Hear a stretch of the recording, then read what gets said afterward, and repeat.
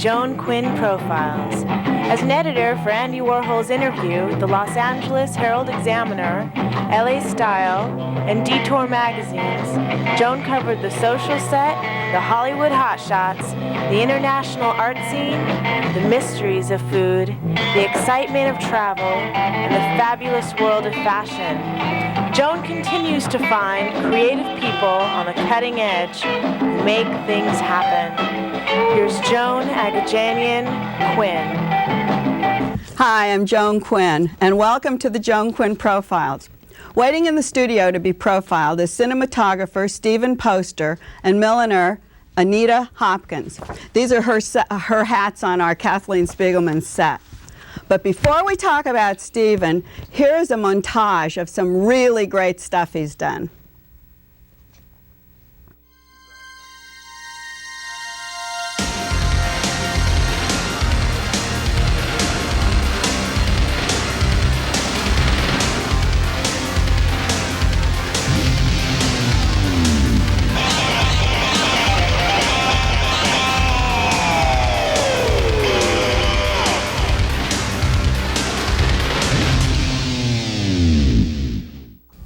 Stephen Poster was born in Chicago, and by the time he was 10, he was working with still photos. He attended Southern Illinois University, Los Angeles Art Center of Design, and graduated from the Institute of Design at the Illinois Institute of Technology. But even before all that, and before all of that education, Stephen, you knew that at 14 you wanted to be a cinematographer. What led you to all that schooling, and how did you know? Well, I was very fortunate. I was a still photographer from the time I was 10. I was serious about it as my life's work when I was 12.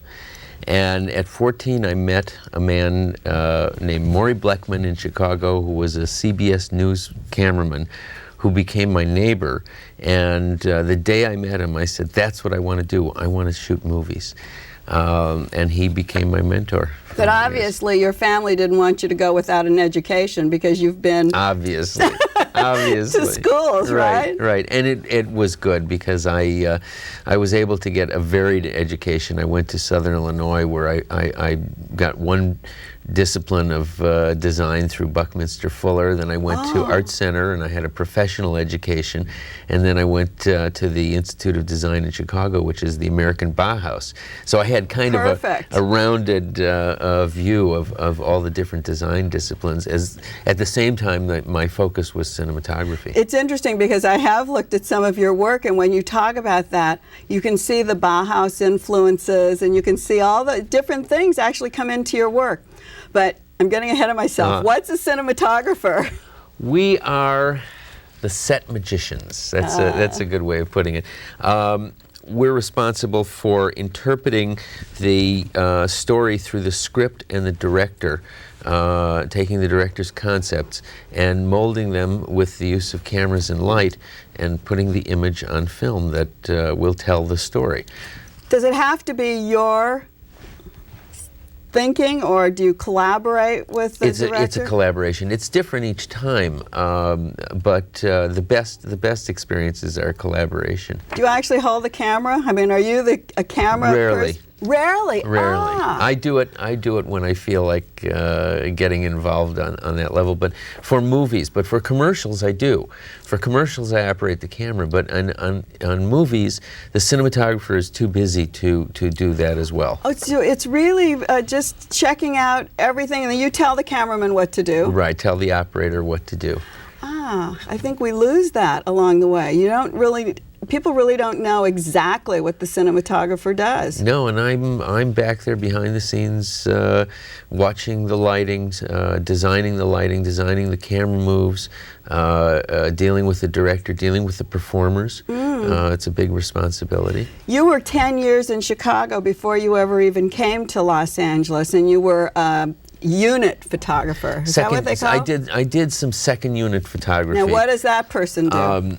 what we do, it's a little like an art student going to the Louvre or the Art Institute in Chicago and painting the masters. We are responsible for doing photography on scenes that don't involve the principal actors, and we have to match what the main cinematographer does. So it's actually quite fun. So you are making the style in the style of the person who's dictating Exactly, it. exactly. You have, so obviously you can do all of that. Right. Do you still do unit?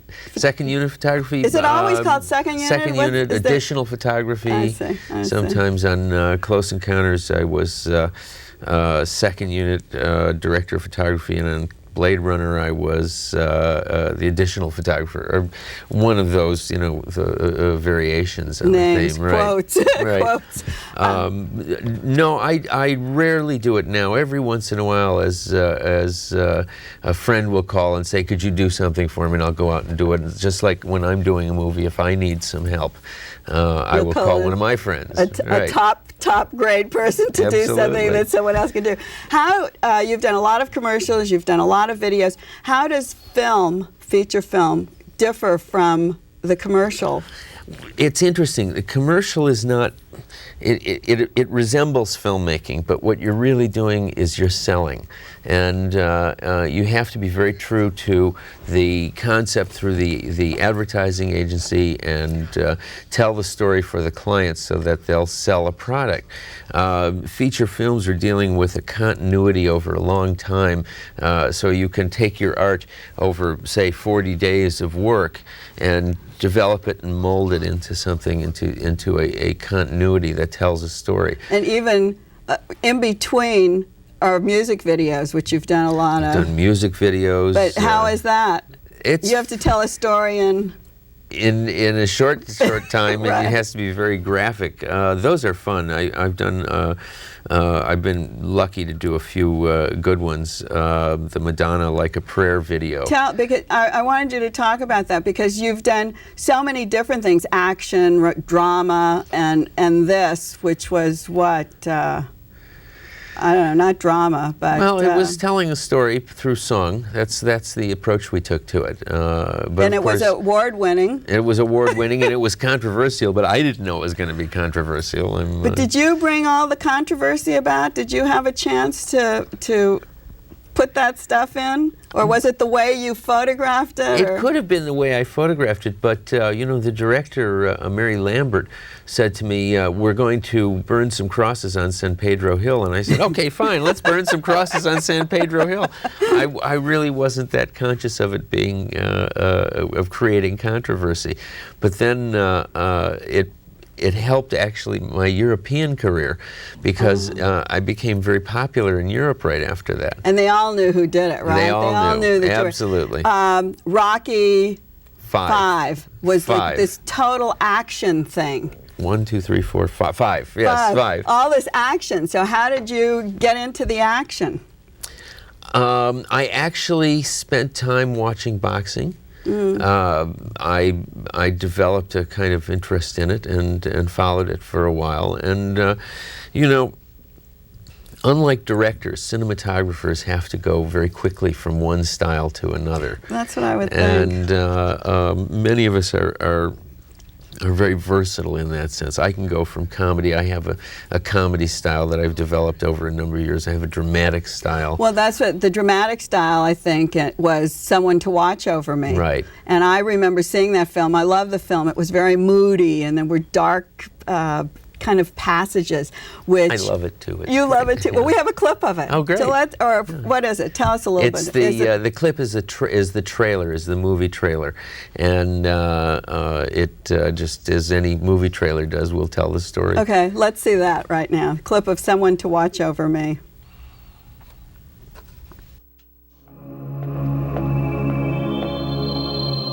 Michael, my buns are falling. What are you talking about? Ellie, I love these buns. Now get them in the bed before they hit the floor.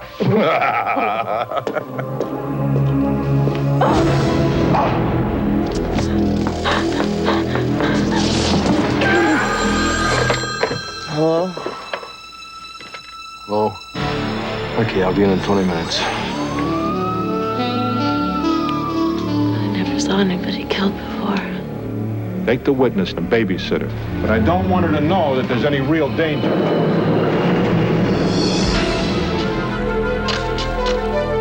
You didn't tell me she was so beautiful.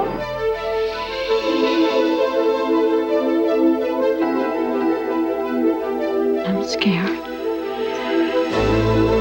Unless there's some particular reason that you feel better to be around her at night. Oh, man, what's happening? Michael, get off of this case. She's my responsibility. If you ever see me again, you never saw me before. I trusted you! Michael! Mike!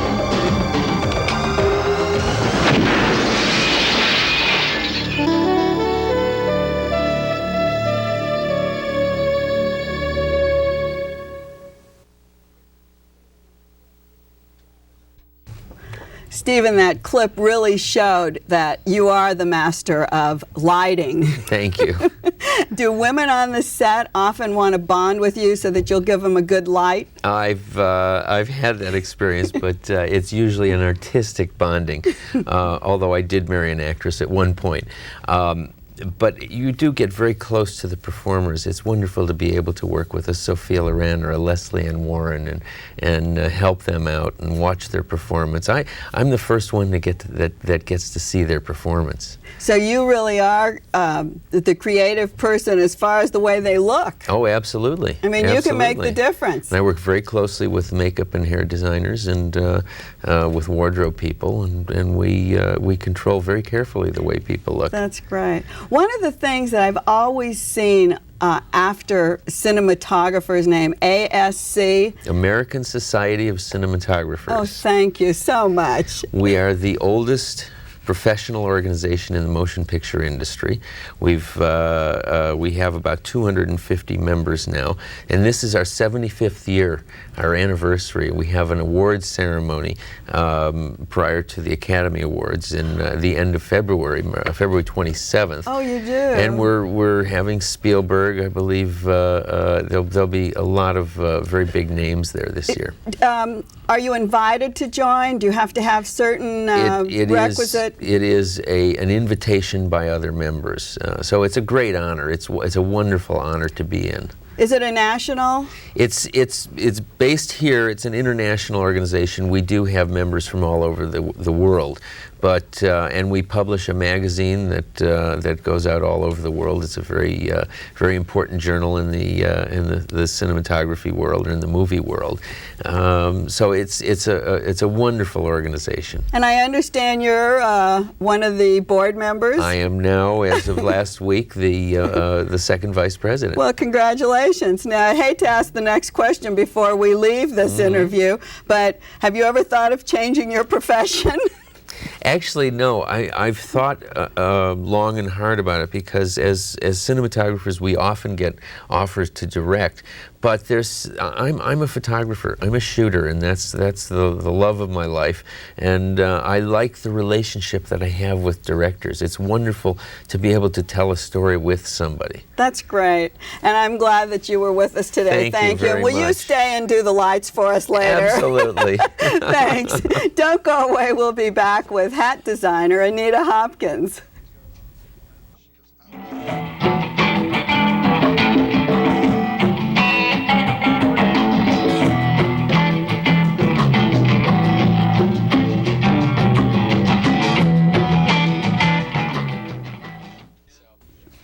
Hi, I'm Joan Quinn, and we're back in the studio. With us is Los Angeles-born Anita Hopkins. She's worked her way to Europe, where she was a successful model and stylist, and back to her hometown again in Los Angeles. She's designed accessories, and she's a milliner. Welcome. Right. Tell me what the difference is between millinery and hat design. They're really one and the same. I do a custom hat that is a one-of-a-kind hat that can be worn many different ways around on your face, adjustable to the person who wears it. But you do all kinds of designs. Jackets, I paint. Yeah, I paint anything I can. Is that the thing? And the bottles? The bottles as well. And these are classed as accessories, I guess. Yes. Would you say? Yes, I would say that. Are they usable? I use them as candlestick holders, as vases, as water jugs. I have some very large ones that I use as water jugs in the house for watering your indoor plants, rather than having those horrible plastic things. Right. Where do you find these? Just recycled bottles. So everything is kind of a recycled affair with you? This jacket including has been the jacket. worn before by someone else? Yes, some man. How did modeling get you into hat designing? Well, I've always wanted to design. I thought I wanted to be a clothing designer, but I found that throughout my modeling career, I was sort of obsessed with hats and always wearing them. And then when I started styling, I used them whenever I could in photographs. But the first thing I started with was hair accessories. Oh, so you... And it was set out of need and what was on hand at the moment. You said I needed to pull my hair back, Exactly. and there was nothing to pull my hair back with? Exactly. So I took one of these plastic headbands and started wrapping some fabric around it, and one thing led to another, and I realized I had a talent for actually creating flowers and braided and macrame things on top of these headbands, and did a whole line of hair accessories, and then decided I wanted to go into hats, but I didn't know anything about millinery. So you didn't go to school? You didn't go to school to be a hat designer or a fashion designer? No, neither one. I went to work. So how did you know how to mold the pieces? Because I think that's the beauty of it, isn't it? I asked around a few people, and I even bought a book on millinery, but it didn't really give me any of the basics for the way that I work with hats now. I basically get them wet and I mold them over my blocks. I've had some given to me. I've picked up some amazing hat blocks that belong to Coco Chanel in Deauville, France. And I'm working with some of those now, making beautiful hats. But hat blocks are wood. They're wood. They're wood and they're carved to a certain... It's the base for the shape of the head, and then I start molding my hat around that base. So what kind of materials? Do you use found objects again, or found materials, or do you use new things? No, one of my favorite hats in the entire world has always been the Panama straw. It's a very, very fine straw. When I started working with it, I realized there was so much more that could be done to it than what we see as the classic Panama hat. A friend of mine was in Ecuador and sent me a book about Panama straw, and I just had to go. It was like this, something really moved me to get down there. So do you go to Panama? Is that where you go? No, to Ecuador. To Ecuador, so which is where they're woven. So Panama straws aren't really from Panama. No, the reason it got the name the Panama hat was because during the big rush to California through the Panama Canal, everybody was stopping in Panama and picking up these great hats, and they got coined the Panama hat, where in fact they're actually woven in Ecuador. So you went to Ecuador and you found a different kind of a straw, I think. I found all different types of Panama straw there. From this basic, well, this is a very fine straw. This is what we always think of, right? Exactly. A white Panama. But when I dye them, I paint them, I decorate them, I mold them all to my whatever form I like. So does it come out this color? Is it white? No, to it's begin actually with? a lighter. It's more of an earth tone. It's more like the natural color of straw, So and then it's bleached to get this I color. see. And then this would be dyed. And then how do you make them stay the way you do? Hand me this white one. And then, like, how do you get these brims to stay turned up? It's just part of the process that I use when I get them moist. And then they'll always stay like that? Oh, yes. And talking about pins, I have a collection of old hat pins. Do people use these pins nowadays? I think they collect them, but whether they use them, I see very few people wearing hat pins in their hats. Why did they need them? Why were some so long and some so short? Because some of the long ones were to help keep some of the hats that sat on top of your head when you had a big hairdo. on. So it had to go through a lot of hair. What I would do with them now is to use them to keep two of my hats together as a double hat, as this is. As you see, with a hat pin. Oh, and you have a hat pin in the back, so you could just take any one of these pins. Exactly. But a long Pull the one. hat pin out, and we have, this may look like one hat, but it's actually And this is that several. same straw? Yes, this is a so it's like you've got it fringed at the end? Yes, You've done all I fray different... the edges and do all these fun things. And so you can buy more two than hats? one hat. Absolutely, they're totally stackable. We have some footage from your studio. I don't know how that came about, but It was a photo session that I did with a photographer who I actually went to school with, Marvin Booth. And we can see that now, and you'll talk over. A friend of mine walked into the studio with his video camera, and this is what we got. And who did His name is Tosh Yanez. So he's a the very video. young, talented boy. Okay, great. Let's see a little bit of that, and we'll talk over it. You can tell us a little bit about it. This is the hat that we have right here in the studio, right behind me, the red one.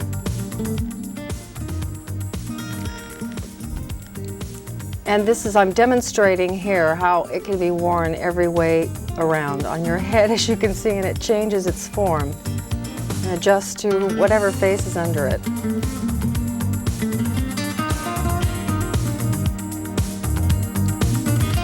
And of course, these are felt hats that we're looking at, which is a velour felt, and it's from Czechoslovakia. Are there different qualities of felt? Yeah, this is the best.